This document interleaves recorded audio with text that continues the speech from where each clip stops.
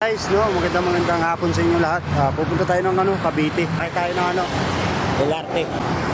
Birthday ng pinsan natin ngayon. Pupunta lang tayo doon para kumain. Kasi hindi tayo pwede minom kasi nagagamot pa ako.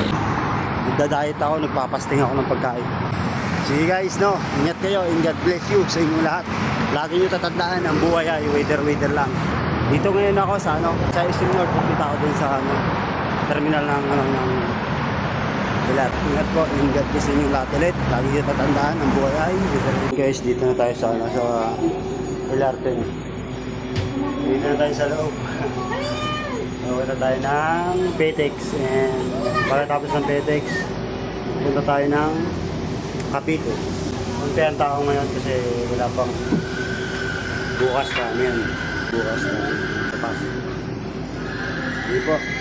Sigaw na ito ang ugyat ng simula ng Revolusyong Pilipino noong 1896, kung saan pinunit na Andres ng mga katipunero ang kanilang mga sedula.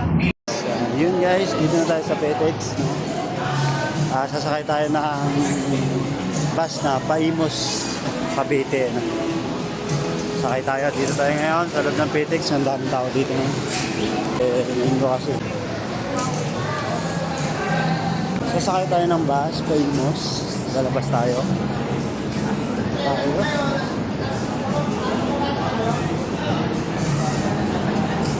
Boss, Imos. Imos tayo. Palis na ba yan? Palis na rin. Sige. Ingat guys, sakay na tayo ng bus. Kabahay na ako ng tita ko. Ayan guys, dito na tayo sa Bacoor, no? Ayan tayo dito. Kakain daw kami. Kasi birthday ni Arvin yun. Kakain daw muna dito.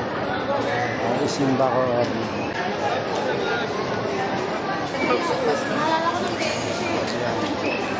So yun guys, no, wait ko na lang sila dito kasi pa naman. Wait natin sa biyahe pa sila, no. Papunta na dito sila. God bless. Yun guys, dito tayo sa loob ng Bacoor. Tayo lang natin yung mga kasama natin.